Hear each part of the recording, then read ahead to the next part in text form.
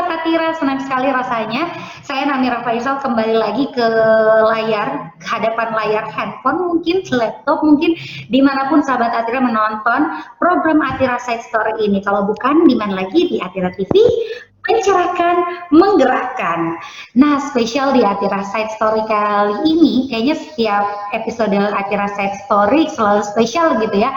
Apapun yang kita bahas selalu spesial karena selalu dinonton sama Atira.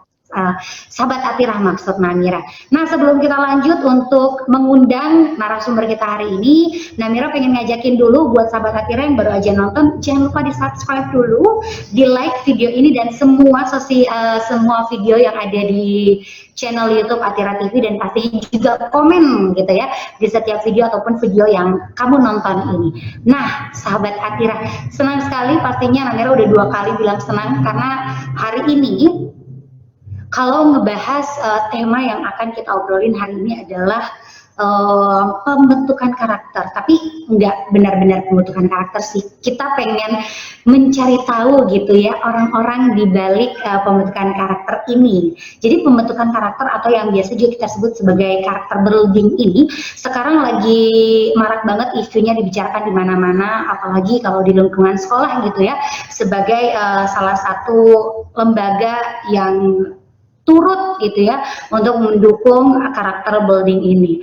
Jadi untuk hari ini karena kita ngebahas itu, pastinya di sekolah itu banyak gitu ya perangkat-perangkat, mulai dari guru gitu ya, terus karyawan, pokoknya semua yang ada di sekolah itu berperan penting dalam membentukkan karakter peserta didiknya. Dan salah satunya adalah guru bimbingan konseling atau biasa kita singkat dengan BK.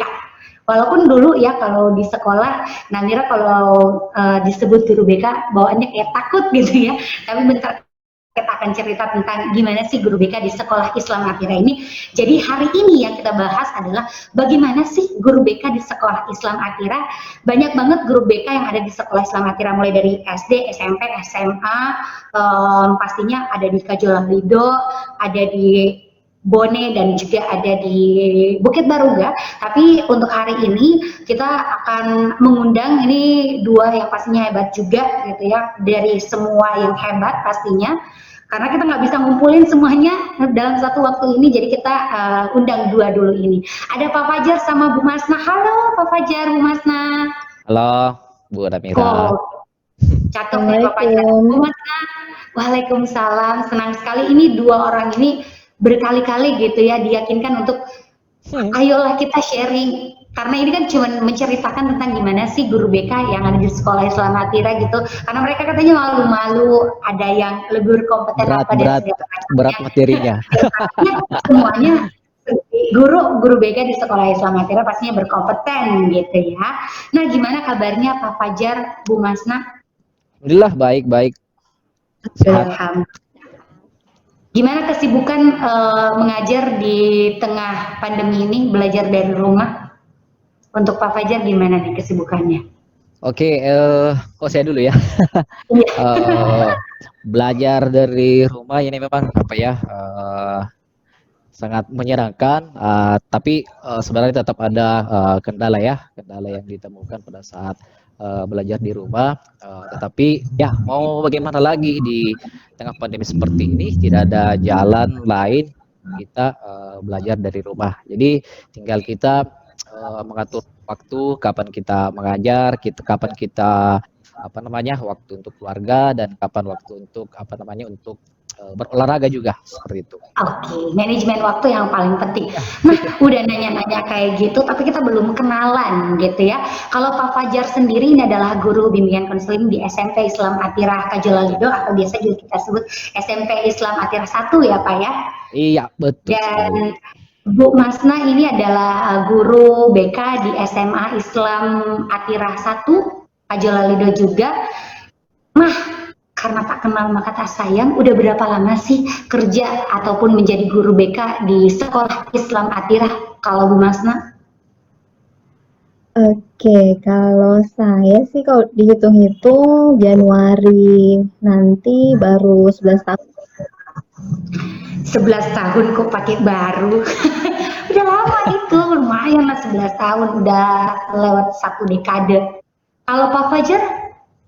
Kalau saya masuk ini tahun 2011, sekarang masuk 2020 ya. Berarti berapa tahun itu?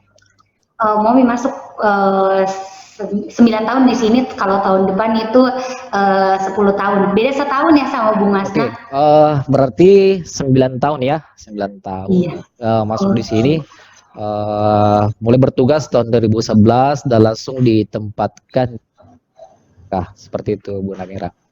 Oke, kalau Bu Masna sendiri awal masuknya apakah langsung jadi guru BK di SMA atau gimana? Awalnya sih kuliah di UNM itu ada mata kuliah studi kasus. Nah, dosennya adalah direktur di Ibu Faisa, meminta ikut berpartisipasi melakukan studi kasus di sekolah ini. Jadi untuk pertama kali sih di unit SD, kita pertama kali mendaftar dan diterimanya di SD juga, di Atira 1. Oke. Jadi di SD dan sekarang di SMA ya. Nah, tadi udah nanya untuk berapa lama menjadi guru BK di sekolah Islam Atira. Nah, Namira penasaran nih. Biasanya kalau guru BK cewek lumayan familiar sih. Tapi kalau Pak Fajar sendiri, kenapa kemarin memilih jurusan bimbingan konseling? Kuliahnya jurusan BK kan Pak Fajar? Oke, baik. Betul. Jadi pada awalnya sebenarnya itu pada saat saya SMA, saya ingin bercita-cita bahwa ingin kuliah di Makassar ya, ingin kuliah di Makassar. Jadi apapun yang terjadi, saya mesti kuliah di Makassar. Jadi saya tidak ingin tetap berada di kampung dan saya memang tipenya ingin selalu diri saya sendiri. Saya ingin berkembang, saya ingin maju. Jadi saya bertekad bahwa apapun yang terjadi, saya mesti kuliah di Makassar. Jadi alhamdulillah pada saat itu, pada saat tahun 2007 ya, kalau tidak salah 2007. Saya berangkat ke Makassar, lulus SMA, kemudian berangkat ke Makassar. Jadi yang pertama sebenarnya yang saya pilih itu kita mendaftar di UNM ya. Saya mendaftar di UNM. Yang pertama saya pilih sebenarnya adalah jurusan bahasa Inggris. Kemudian setelah itu jurusan biologi. Kemudian yang ketiga adalah jurusan bimbingan konseling. Jadi saya mendaftar itu IPC, kalau tidak salah kayaknya itu IPC bisa tiga ya.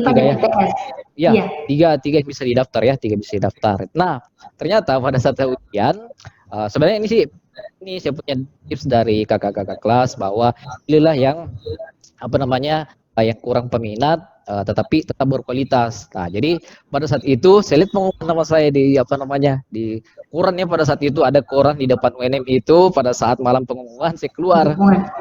Ya, saya keluar dari rumah. Jadi saya tinggal di situ kemarin di Jalan Mapala. Saya keluar di situ di depan kampus UNM Gunung Sari. Saya lihat, saya beli koran pada saat itu bersama dengan bapak saya pada saat itu. Jadi saya beli koran. Pilihan pertama tidak lulus biologi, tidak. Kemudian bahasa Inggris tidak. Nah, setelah itu nama saya ada di bimbingan konseling.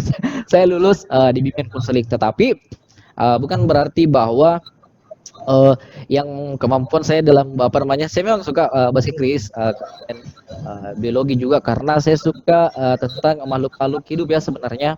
Nah, jadi kalau soal menghitung saya pas, artinya tidak terlalu mahir. Nah, makanya saya mungkin passion saya ke sana. Jadi walaupun misalnya saya kuliah bimbingan konseling ya, tetapi saya tetap mengikuti misalnya ada di di kampus itu klub-klub misalnya English meeting kampus itu ada dan dibiayai pada saat itu di kampus, kemudian pematerinya dibiayai kampus, kemudian pada saat itu saya tetap artinya mengimprove saya punya kemampuan untuk bahasa Inggrisnya, dan mungkin yang terlewatkan ini mungkin biologinya, tapi tetap masih belajar tentang hal itu yang saya karena memang itu yang disukainya.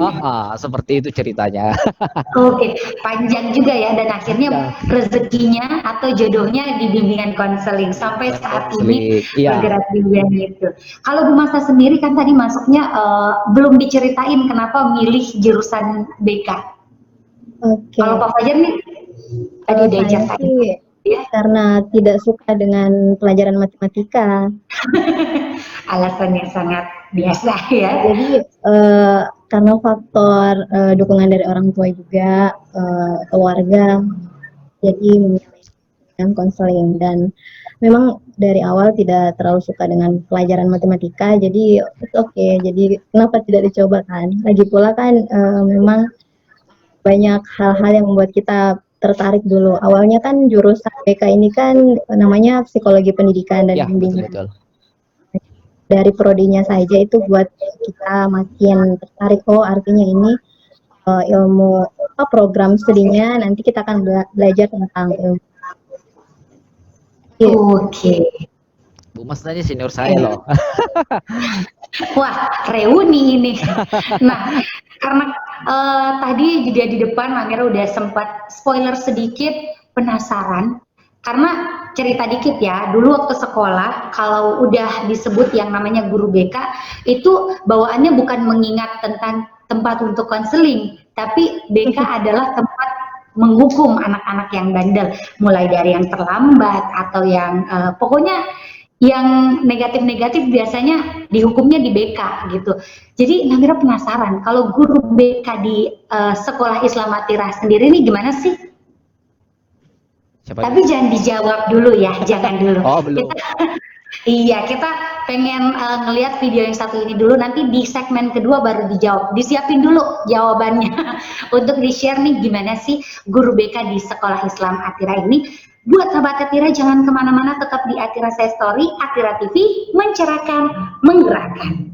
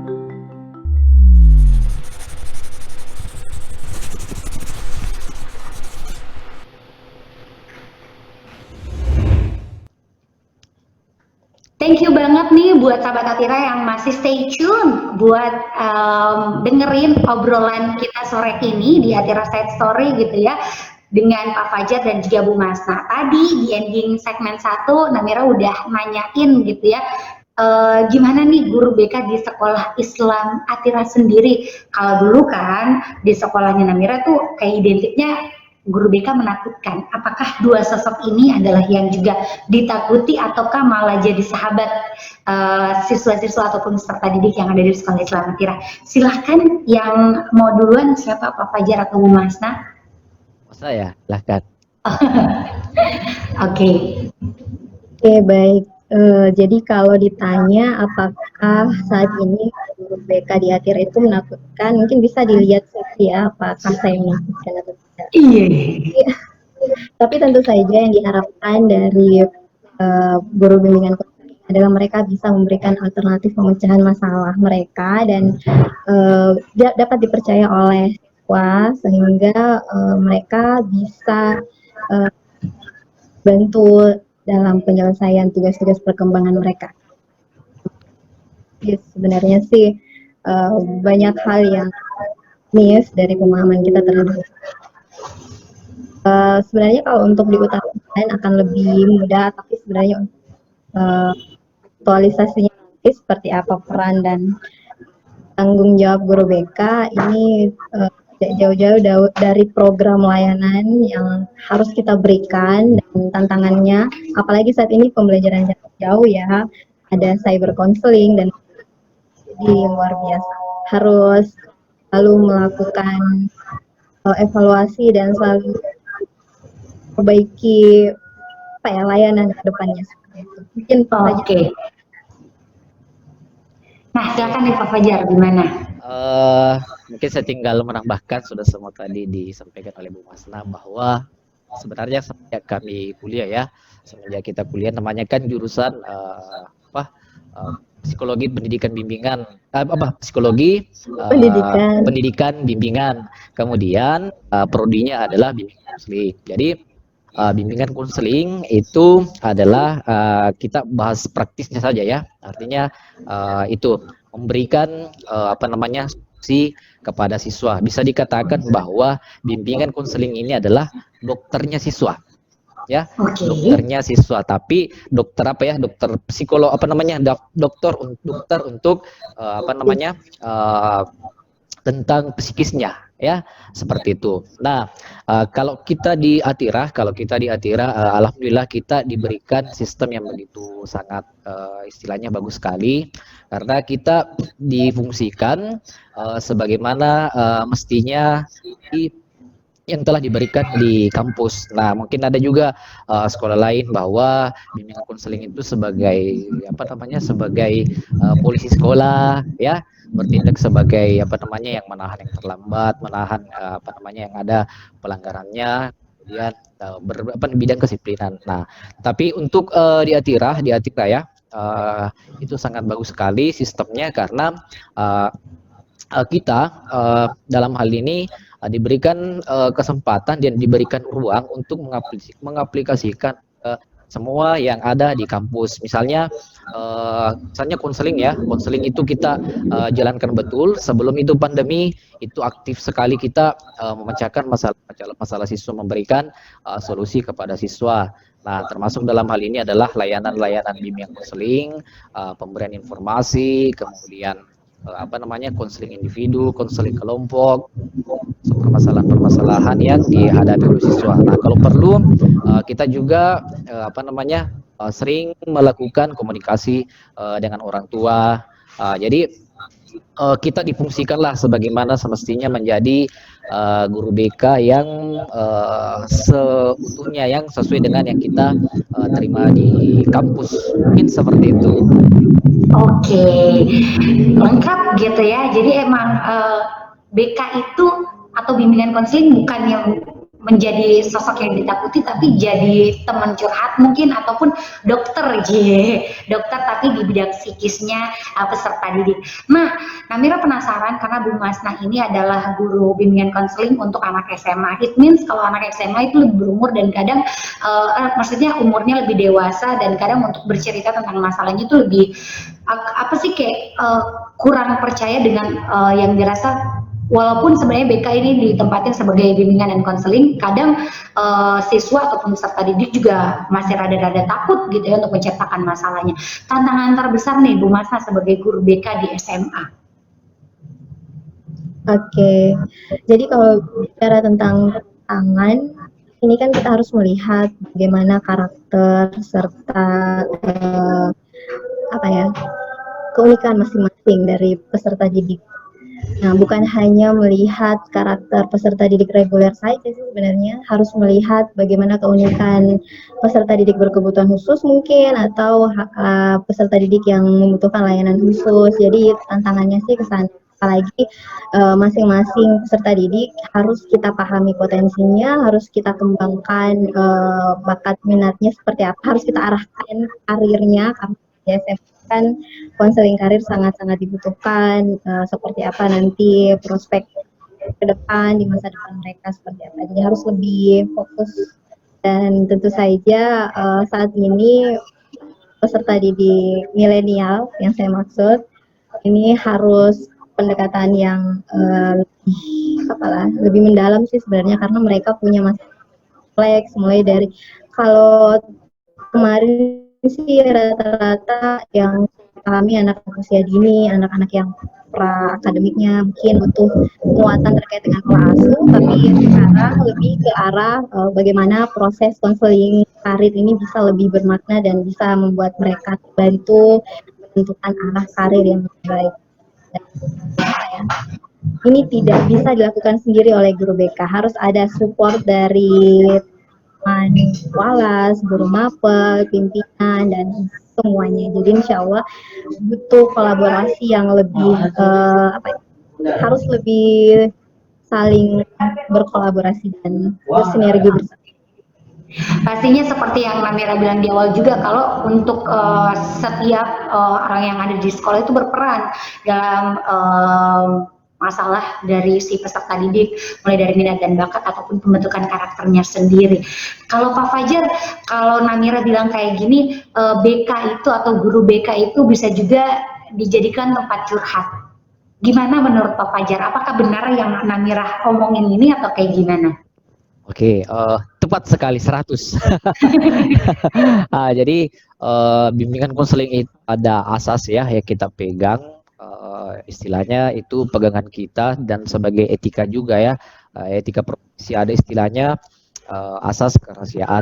Jadi tepat sekali kan ketika misalnya ada siswa yang ingin konsultasi, mulai dari konsultasi pelajaran, konsultasi tentang kondisi keluarga, kemudian konsultasi juga tentang hal-hal yang oleh anak-anak tersebut. Jadi itu boleh dilakukan, dan memang pada dasarnya sebenarnya seperti itu. Jadi kita sebenarnya ini bersiap untuk menerima segala bentuk keluhan-keluhan yang dimiliki atau dihadapi oleh siswa.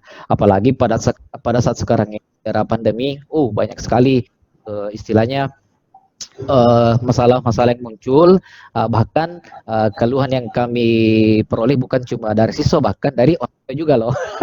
Jadi dari orang tua juga. Jadi kita menampung semua dengan asas-asas yang tadi saya sebutkan, asas kerahasiaan, dan itu kita pegang sekali asas kerahasiaan tersebut sebagai bentuk dari profesionalisme dari dari profesi bimbingan konseling tersebut, terutama bimbingan konseling yang ada di Islam Atira. Seperti itu, Bu Namira.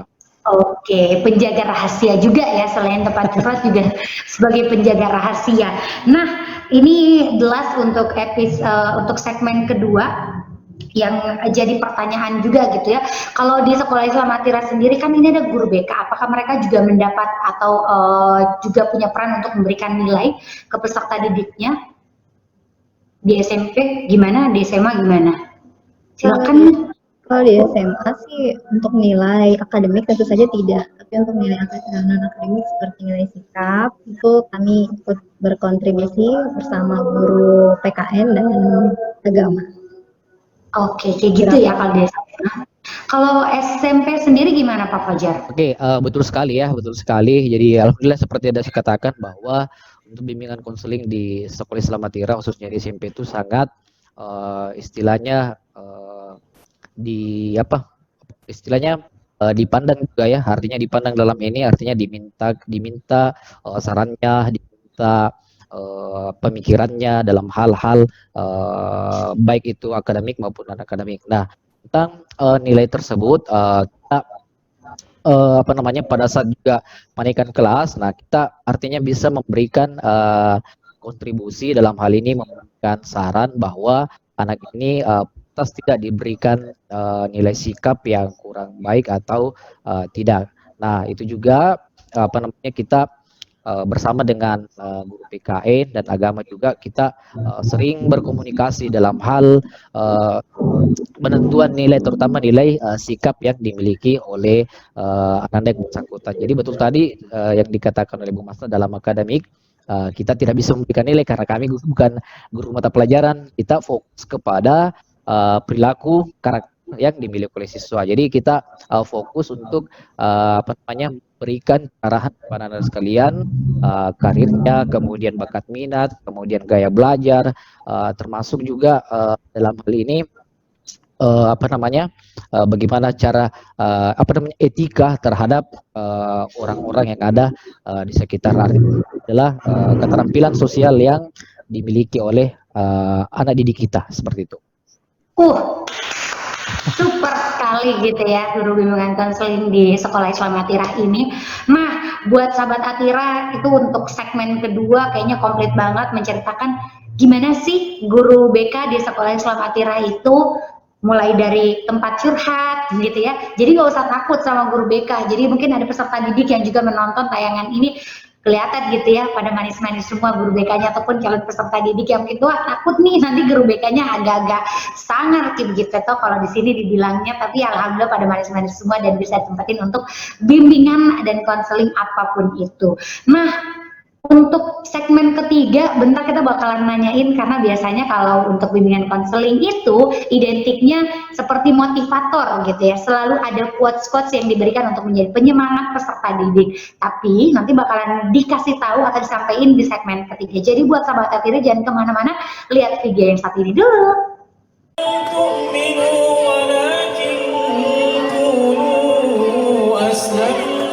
Semoga acara ini juga menjadi suatu rangkaian kolaborasi untuk budaya dan untuk pendidikan.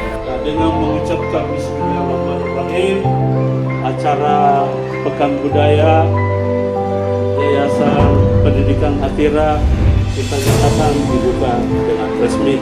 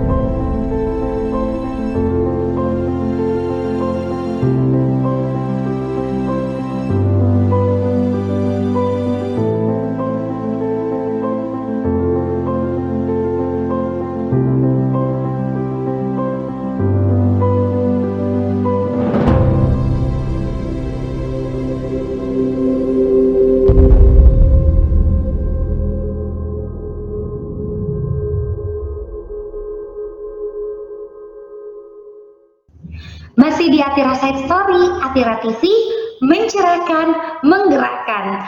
Nah, senang banget nih, thank you buat sahabat Atira yang masih stay tune buat nonton obrolan kita hari ini. Jangan lupa yang baru aja mungkin gabung nih ya, langsung di subscribe, like, dan juga komen video ini, dan juga channel Atira TV pastinya. Masih barengan Pak Fajar dan Bu Masnah nih, gimana udah punya quotes-nya?